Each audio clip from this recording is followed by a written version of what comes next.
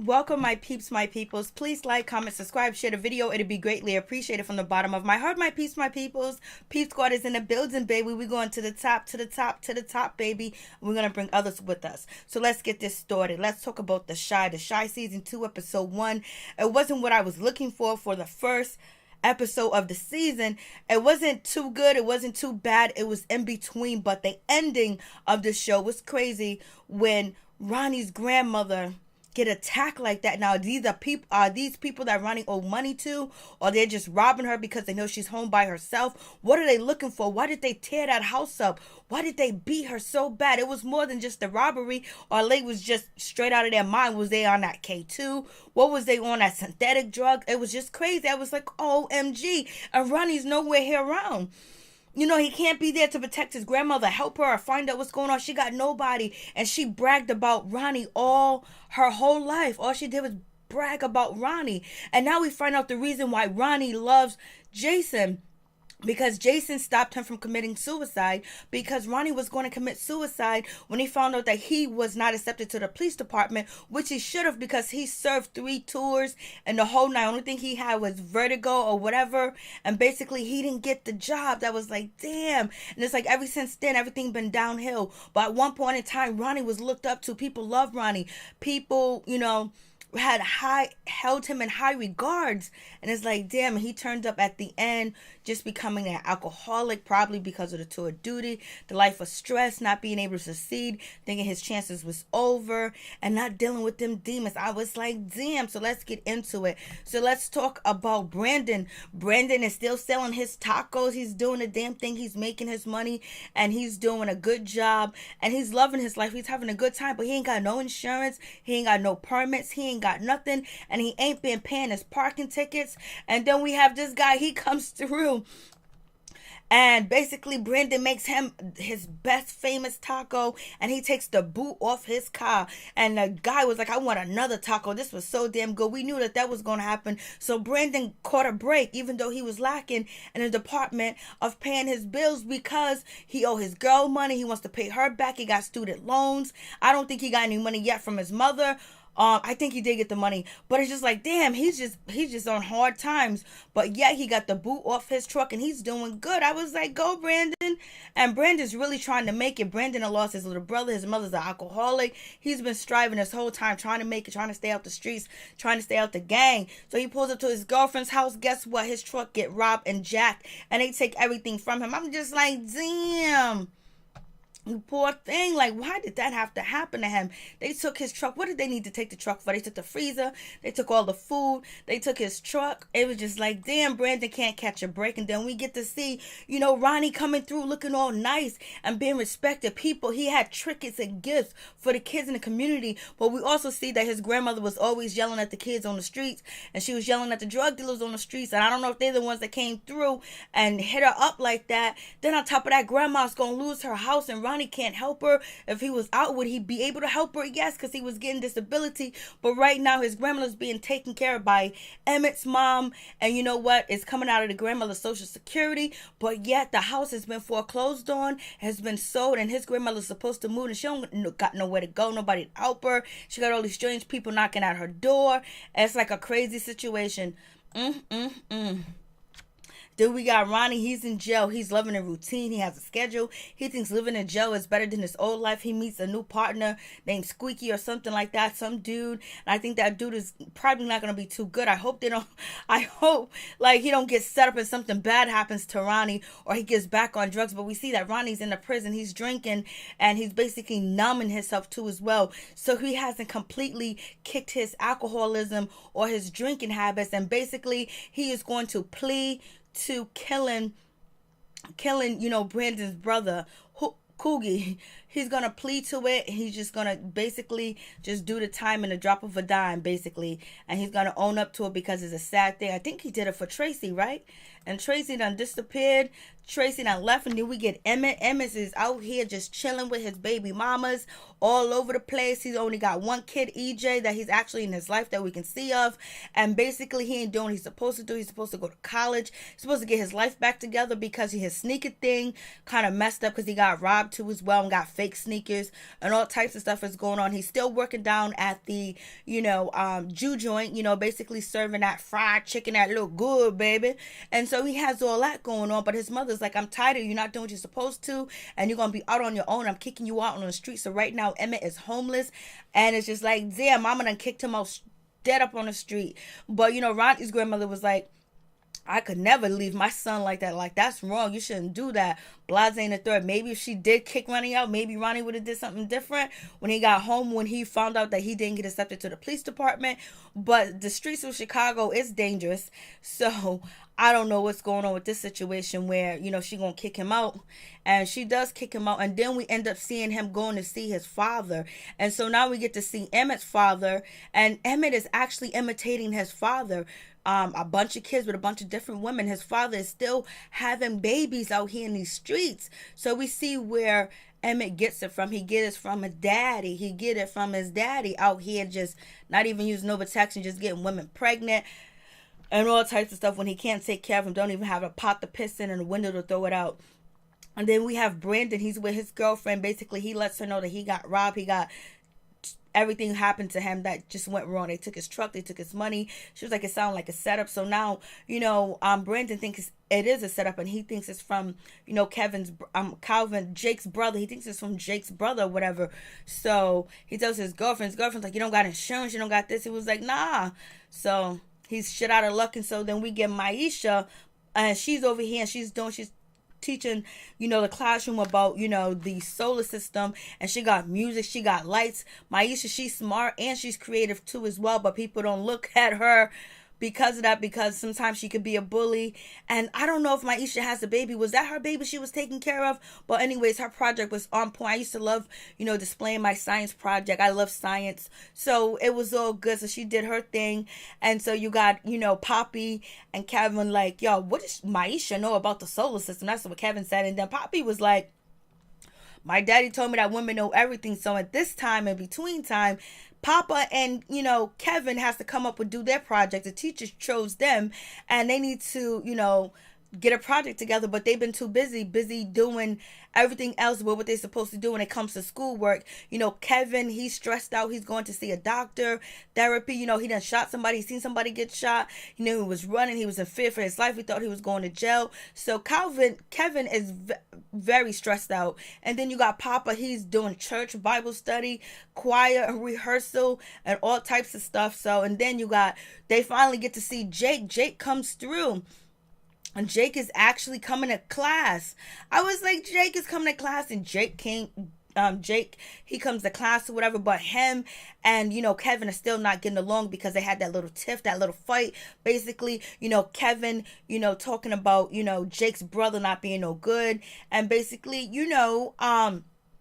Jake is like, well, you ain't no better because you're a criminal yourself. You shot somebody, you this and that. So, but Jake is only back in school because the social workers then came through to the house and been harassing his brother, so he had to bring his ass to school. So his brother was trying to keep him out on the street, but thank goodness some social service worker was actually doing her job and made him truant enforcement, social services, whatever. He's in school. So now we got Brandon. He goes to see his stepfather. His stepfather tells him that his mother's gone. She's in Delaware. She took off. She bounced. And, Jacob was, and then, Brandon was like, well, I was supposed to take her to go get something to eat. Well, she's gone. And he goes, I got robbed or whatever. And the stepfather was like, well, it seems like you're going to have to find a new job. You're going to have to get a real job. He said, it is a real job. It's a business. I work for myself.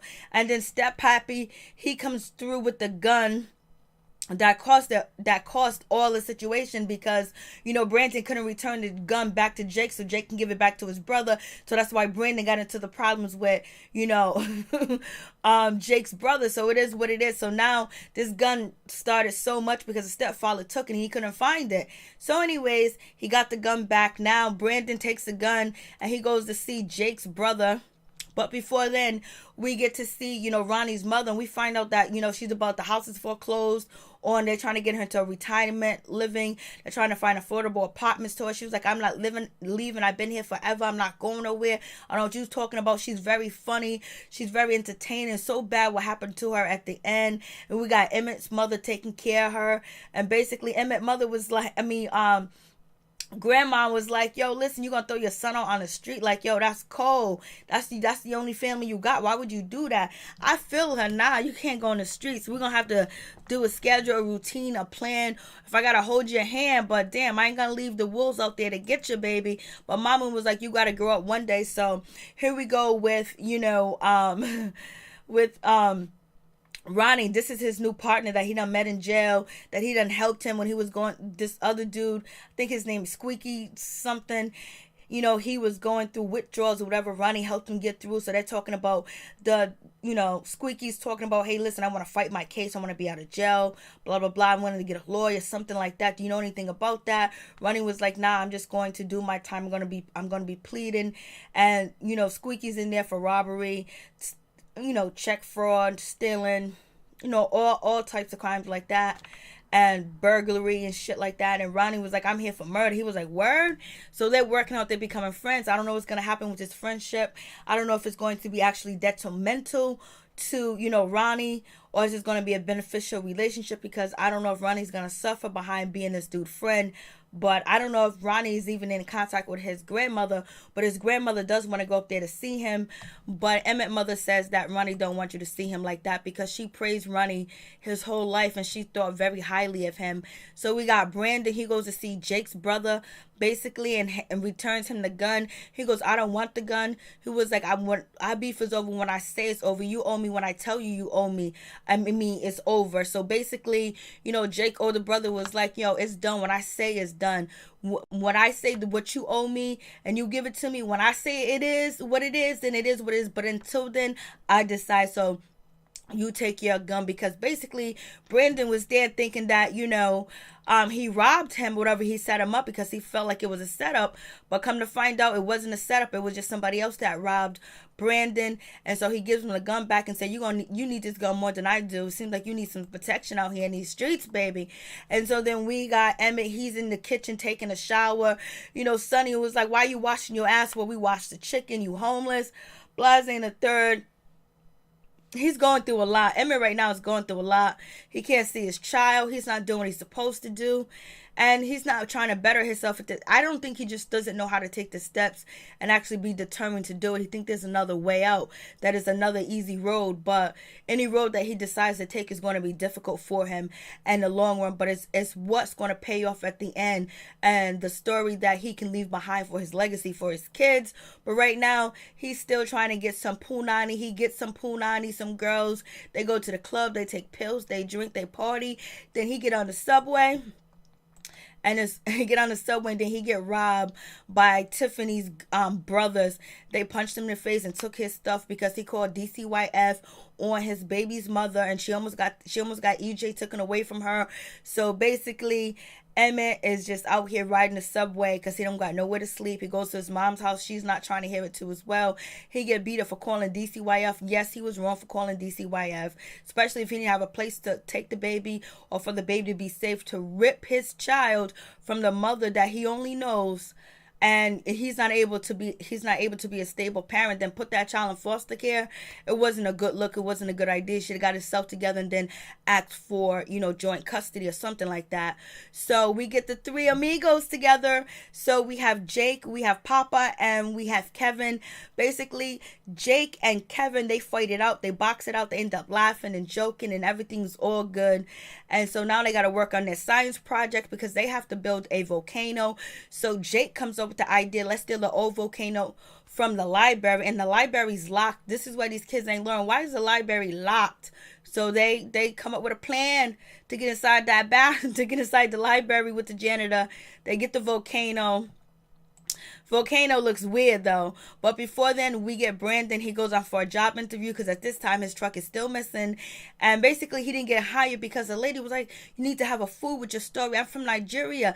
And my food, I bring my story with my food so you can understand, so you can feel the love, you can feel the soul, you can feel the present. It's like a book that you're eating.